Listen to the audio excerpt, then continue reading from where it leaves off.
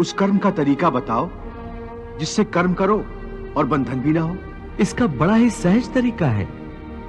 तुम कर्म फल में आसक्ति मत रखो। यह कैसे हो सकता है? फल प्राप्ति की इच्छा तो हर कोई करता है। परंतु क्या इच्छा करने से मनुष्य को फल की प्राप्ति होती है? नहीं अर्जुन, क्योंकि फल तो प्रारब्ध के हाथ में है। और जो भी मनुष्य फल प्राप्ति की इच्छा करता है, उसका मन फल के बारे में सोचकर अपने कर्म और कर्तव्य से विचलित हो जाता है और उसे वो फल प्राप्त नहीं होता जिसकी उसने इच्छा की थी। पार्थ, मनुष्य केवल कर्म कर सकता है, फल कदापि मनुष्य के अधीन नहीं है। केशव, यदि फल की प्राप्ति मनुष्य या उसके कर्म के अधीन नहीं है तो कर्म ही क्यों करे? हे केशव, तुम्हारे कहे अनुसार यदि फल प्रारब्ध ने अपनी मर्जी से देना है तो फिर प्राणी को कर्म करने की आवश्यकता ही क्या है? कर्म करने की आवश्यकता क्या है, यह जानने से पहले यह तो जान लो कि प्रारब्ध क्या है, प्रारब्ध कैसे बनती है। हे केशव, प्रारब्ध क्या है उसे जानने में क्या मुश्किल है? यह तो सीधी सी बात है कि जो भगवान की इच्छा है वही मनुष्य का प्रारब्ध होती है। नहीं अर्जुन, नहीं, यह धारणा सत्य नहीं है। क्यों सत्य नहीं है? क्योंकि मैं किसी के प्रारब्ध नहीं बनाता, ना मैं किसी प्राणी के कर्म अथवा कर्म फल के हिसाब में दखल देता हूं। इसलिए प्राणी की प्रारब्ध बनाने में मेरा कोई हाथ नहीं होता। फिर कौन बनाता है प्राणियों का प्रारब्ध? प्राणियों के अपने कर्म। अर्थात ये कि प्राणी जैसे कर्म करेगा उसका वैसा ही फल पाएगा। अच्छे कर्म करेगा तो अच्छा फल मिलेगा और बुरे कर्म करेगा तो बुरा फल पाएगा।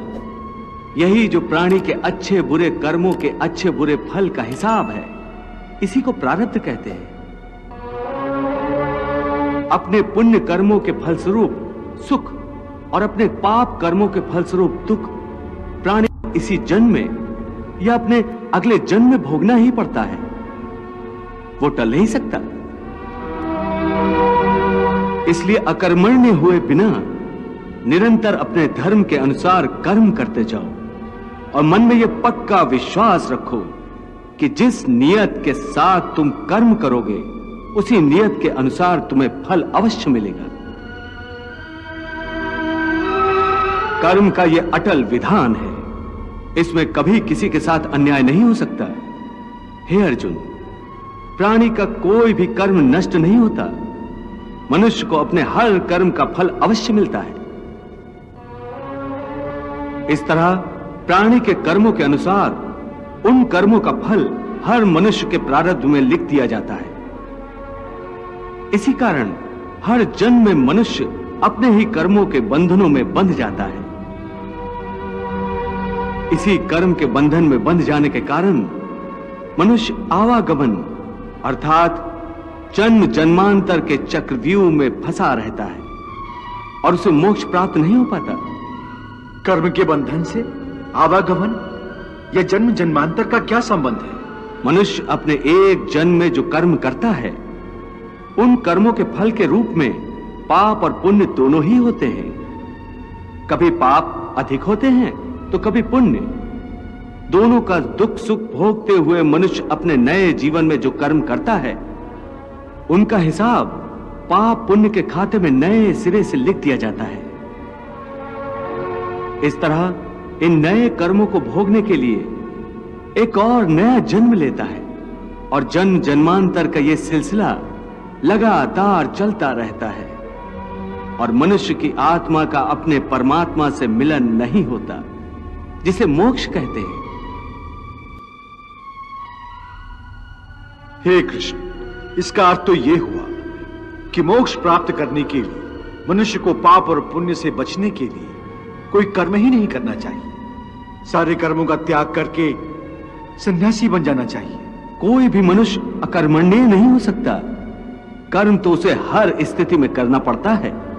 परंतु सन्यासी तो कर्म का त्याग तो करते ही हैं। हे पार्थ, सन्यासी भी कर्मों का त्याग नहीं करते। ना ही कर सकते हैं।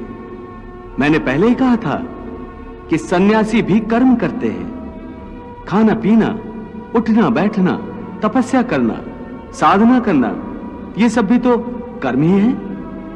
कर्म से कोई कैसे मुक्त हो सकता है? हे केशव, जब कर्म से मनुष्य मुक्त नहीं हो सकता तो वो कर्म कैसे करे कि उसे पाप और पुण्य से मुक्ति मिले?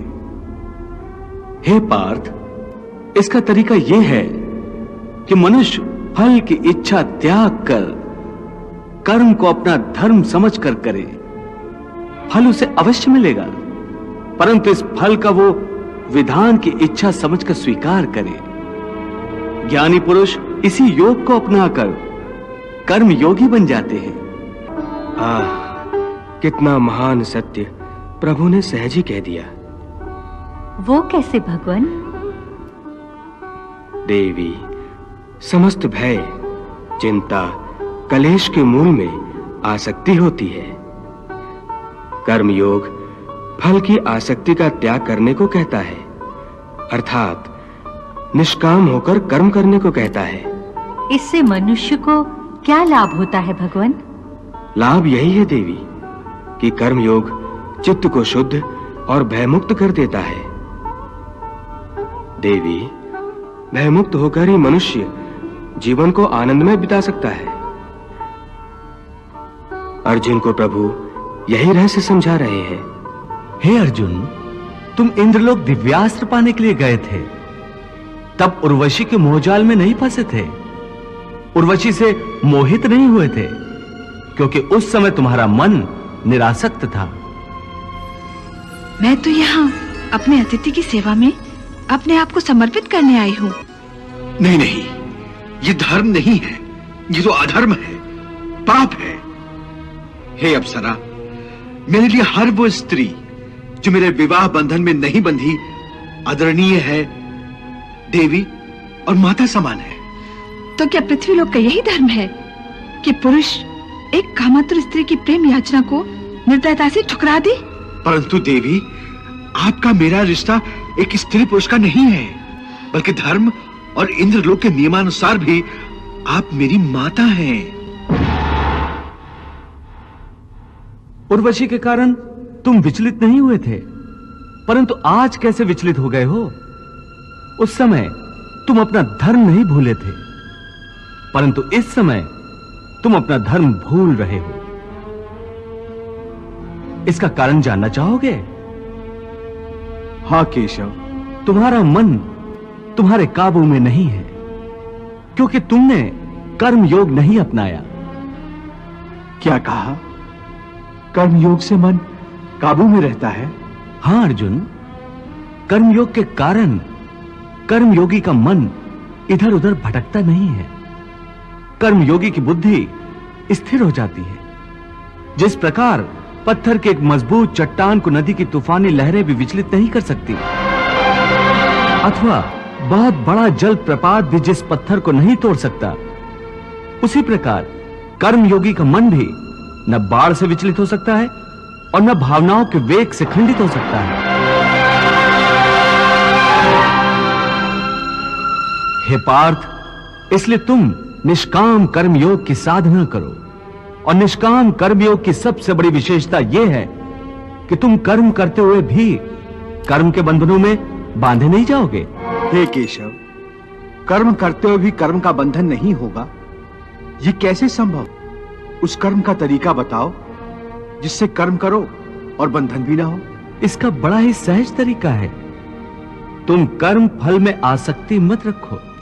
ये कैसे हो सकता है? फल प्राप्ति की इच्छा तो हर कोई करता है। परंतु क्या इच्छा करने से मनुष्य को फल की प्राप्ति होती है? नहीं अर्जुन, क्योंकि फल तो प्रारब्ध के हाथ में है, और जो भी मनुष्य फल प्राप्ति की इच्छा करता है, उसका मन फल के बारे में सोचकर अपने कर्म और कर्तव्य से विचलित हो जाता है, और उसे वो फल प्राप्त नहीं होता जिसकी उसने इच्छा की थी। पार्थ, मनुष्य केवल कर्म कर सकता है, फल कदापि मनुष्य के अधीन नहीं है। केशव, यदि फल की प्राप्ति मनुष्य या उसके कर्म के अधीन नहीं है, तो कर्म ही क्यों करे? क्योंकि मनुष्य का धर्म है अपने कर्तव्य का पालन करना। इस कर्तव्य पालन के लिए आवश्यक कर्म करना। परंतु हे केशव, फल प्राप्ति की कामना छोड़ने पर मनुष्य में कर्म करने की प्रवृत्ति उत्पन्न कैसे होगी? यदि फल की इच्छा न रहेगी तो मनुष्य कर्म ही क्यों करेगा? हे अर्जुन, जो साधारण मनुष्य फल की इच्छा से ही कर्म में प्रवृत्त होते हैं, वो सुख दुख आदि के चक्र में फंस जाते हैं। उनकी मन शांति नष्ट हो जाती है।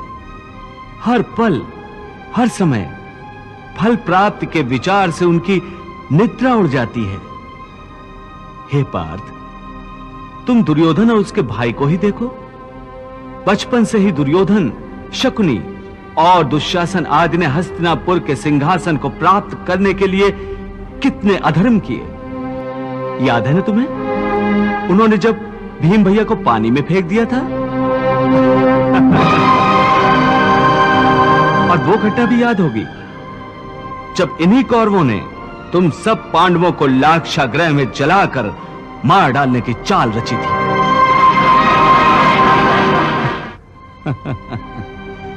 कैसी लाजवाब चाल थी उनकी। उस आग से तुम लोगों का जीवित बचकर निकलना असंभव था। कितना योजनाबद्ध कर्म था, परंतु इस कर्म का फल उन्हें मिला नहीं, क्योंकि प्रारब्ध की योजना और थी। इस प्रकार उनकी इच्छा विरुद्ध जब सारे प्रयास विफल हो गए तो उन्होंने तुम सबको छल कपट से काम लेकर 12 वर्षों के वनवास और 1 वर्ष के अज्ञातवास में भेज दिया था।